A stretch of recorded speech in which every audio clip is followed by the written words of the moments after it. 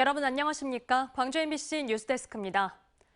한국전력의 출연금이 삭감된 데 이어 정부의 예산까지 줄어들면서 한국에너지공대 운영에 차질을 빚는 건 아닌지 우려가 나오는데요.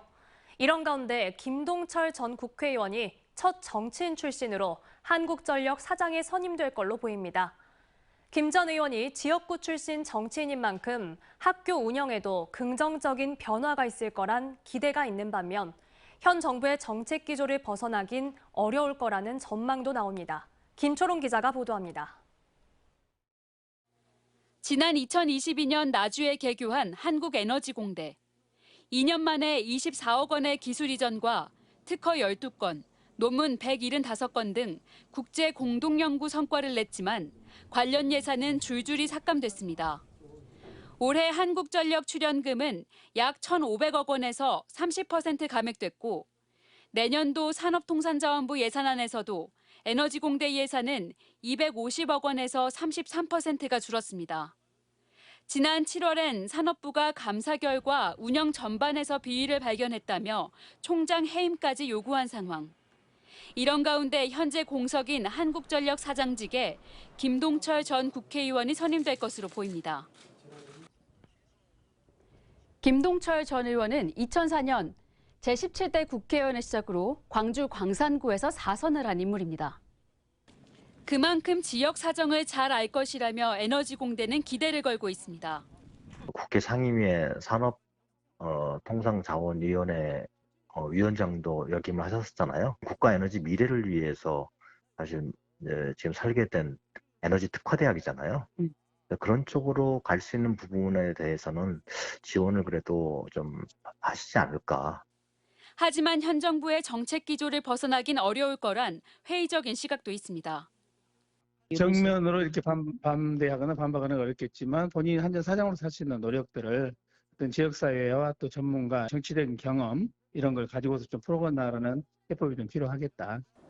사장 선임을 위한 한전의 주주총회는 다음 주 월요일 예정됐고 이후 산업부 장관의 제청으로 대통령이 최종 임명합니다. 한편 정치적 이해관계와 상관없이 학교가 운영돼야 한다는 목소리와 함께 에너지공대의 수시 모집은 12일 오전 기준 지난해 같은 시기보다 높은 경쟁률을 보이고 있습니다. MBC 뉴스 김초롱입니다. 수건 사업이었던 호남 고속도로 확장 공사와 광주 운전면허 시험장 사업이 본격적으로 시작됩니다. 출퇴근길 꽉 막힌 고속도로를 견뎌야 하거나 운전면허를 따기 위해 멀리 가야 하는 등 시민들이 겪었던 불편이 해소될지 기대를 모으고 있습니다. 임지은 기자의 보도입니다. 하루 평균 10만 대의 차가 지나가는 호남고속도로 동광주에서 광산 나들목 구간입니다. 출퇴근 시간만 되면 차가 꼬리에 꼬리를 물면서 고속도로라는 이름이 무색할 정도로 막혔습니다. 5년 연속 최악의 정체 구간이라는 오명을 갖고 있던 호남고속도로 광주 구간의 확장 공사가 드디어 시작됩니다. 내년 3월부터 시작되는데 공사가 끝나면 기존 4차로가 최대 8차로까지 늘어납니다. 호남고속도로 확장 공사와 더불어 출구만 있었던 용봉 나들목의 진입로도 새롭게 설치될 예정입니다. 그동안 감당하지 못했던 교통 수요를 해결할 수 있을 것으로 보입니다. 광주 북구와 광산구는 주민들의 의견을 듣는 절차를 시작했습니다. 주민들이나 이해관계자들의 재산권 등이 포함된 의견들을 청취하는 것입니다. 즉, 이것은 공식적인 행정 절차가 시작됐다는 것을 의미합니다. 오랜 시간 동안 시민들이 기다려왔던 광주 운전면허 시험장 건립 사업도 첫 삽을 뜹니다. 북구 삼각동 418번지 일대에 세워지는 광주 운전면허 시험장 건립은 오는 11월 말 시작해 2025년 말 마무리를 목표로 하고 있습니다. 지난 1997년 시험장이 나주로 옮겨간 이후 면허증을 따기 위해 다른 곳으로 가야 했던 광주 시민들의 번거로움이 크게 줄 것으로 예상됩니다. 내년도 예산에 약 한 50억 정도 지금 추가 예산을 요청을 하고 있습니다만 2025년 말까지 반드시 광주에 새로운 면허 시험장이 완공될 수 있도록. 운전면허 시험장은 2026년부터 사용할 수 있고 확장된 호남 고속도로 광주 구간은 2028년이면 사용할 수 있을 것으로 예상됩니다. MBC 뉴스 임지은입니다. 여수 돌산에 유명한 커피 프랜차이즈 매장이 들어서면서 민원이 잇따르고 있습니다. 매장을 찾는 인파로 인해 평일 점심시간은 물론 주말이면 주변 도로가 교통체증에 마비될 정도인데요. 요즘 이런 곳이 여기저기 참 많은데 방법은 없는지 김단비 기자가 알아봤습니다. 지난달 문을 연 여수 돌산의 한 커피 프랜차이즈 매장입니다. SNS 등에서 입소문을 타면서 오픈 열흘 만에 방문객 2만 명을 넘어섰습니다. 바다가 한눈에 보이는 경관과 이곳에만 있는 전용 메뉴를 즐기기 위해 관광버스까지 찾을 정도로 인기를 얻고 있습니다. 예, 오래 기다리고 있어요. 새로 생겼고 물부터 멋있고 뭐 이래가지고. 하지만 인근 도로는 교통체증으로 몸살을 앓고 있습니다. 커피 전문점을 이용하려는 차량들이 꼬리에 꼬리를 물고 길게 늘어섰습니다. 도로맨 바깥 차선은 아예 주차장으로 변했습니다. 커피 전문점이 교통 안내원을 배치했지만 역부족.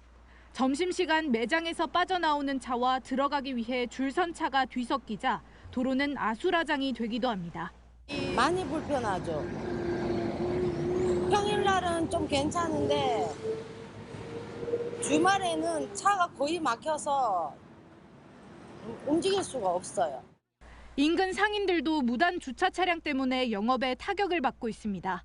여기다 대놓고 가는 사람도 있고 추석 끝나고 그 이후에 등금달이 연휴 때 이거 장사를 접어야 되나 어떻게 해야 될지. 현행법상 연면적 1000제곱미터 이상인 시설물은 교통 혼잡을 유발하는 것에 대해 부담금을 내게 돼 있습니다. 하지만 이 매장은 기준에 못 미쳐 납부 대상이 아닙니다. 비슷한 사례는 예전에도 있었습니다. 같은 업체의 둔덕동 매장도 교통체증이 심해 결국 업체가 공사 비용을 부담하고 가변 차로를 넓혔습니다. 여수시는 돌산점도 둔덕 사례처럼 주차장 공간을 터 가변 차로를 넓히는 방향으로 업체와 논의 중에 있습니다. 일부 영업점 땅하고 지금 보도 일부를 점용 허가를 받아서 가변 차로를 좀 설치를 하는 걸로 지금 이렇게 협조 요청을 해놓은 상태입니다. 여수시는 또 주차장 만차 시 기다리는 차량을 돌려보내고 직진 신호 시간을 늘리는 등 추석 전 대책을 마련하겠다고 밝혔습니다. MBC 뉴스 김담입니다. 최근 전국적으로 흉기 난동과 살인 예고 글이 잇따라 올라오면서 시민들의 불안이 커지고 있는데요. 전남경찰이 서너 대의 순찰차를 한꺼번에 투입해 다중 밀집 지역과 범죄 우려 지역을 집중 순찰하는 등 특별 치안 활동을 하고 있습니다. 서희령 기자가 취재했습니다. 늦은 밤 목포 하당의 한 도로. 순찰차 4대가 줄지어 어디론가 갑니다. 사건 발생 출동이 아닌 관내 순찰에 나선 순찰차들입니다. 순찰차들이 이처럼 한꺼번에 출동하는 모습은 매우 이례적. 최근 전국적으로 흉기 난동과 살인 예고글이 잇따라 올라와 시민들이 불안해하자 특별 치안 활동에 나선 겁니다. 서현역 흉기 난동 사건 뒤 8월 한 달간 살인 예고와 관련한 전남 지역 112 신고는 모두 30건. 그 가운데 80%가 다중 밀집 장소를 대상으로 지목했습니다. 다중 밀집 지역과 범죄 우려 지역에 대한 선택과 집중적 순찰을 실시함으로써 도민이 좀 더 안심하고 평온한 일생을 보낼 수 있을 것으로 생각됩니다.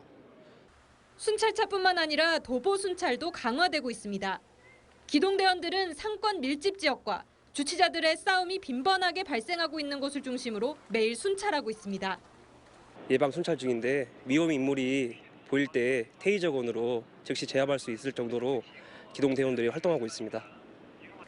야간에, 거리에서 그리고 도로에서 경찰관들의 모습이 자주 눈에 띄자 시민들도 안심하고 있습니다.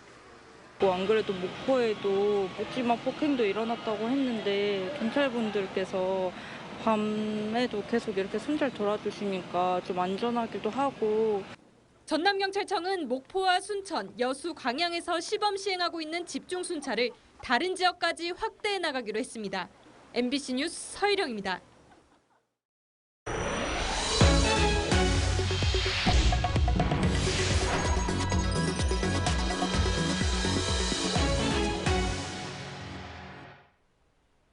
봄부터 열리고 있는 순천만 국가정원 박람회가 이달부터 가을맞이 새 단장에 들어섰습니다.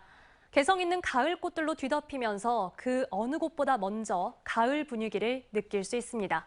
현장에 강서영 기자가 다녀왔습니다. 알록달록 가을 꽃들로 뒤덮인 순천만 국가정원. 크고 화려한 봄꽃과는 다른 빨갛고 노란 가을꽃만이 낼 수 있는 수수한 빛깔을 뽐내고 있습니다. 특히 끝없이 펼쳐진 노란 코스모스가 일찌감치 가을 소식을 전하고 있습니다. 보시는 것처럼 이곳 정원박람회에는 노란 황화 코스모스가 만개해 가을 분위기가 물씬 풍기고 있습니다. 박람회 반대편인 순천 동천 인근에는 떨어지는 낙엽들 사이로 억새풀이 흔들리고 있습니다. 관람객들은 억새길을 따라 걸으며 가을 정취에 흠뻑 취해봅니다.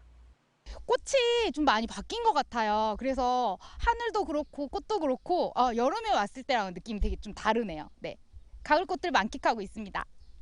2023 순천만 국제정원 박람회장은 세계절을 맞아 국화와 맨드라미, 버들, 마편초 등 가을꽃 43만 본을 심으며 새 단장하고 있습니다.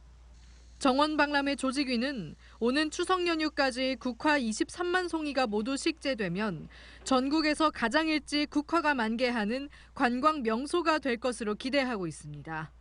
국화가 만개할 수 있게 지금 준비를 하고 있습니다. 그래서 지금부터 지금 공사가 지금 들어가고 있고 억만송이 국화가 펼쳐지는 국가정원으로 오시기 바랍니다.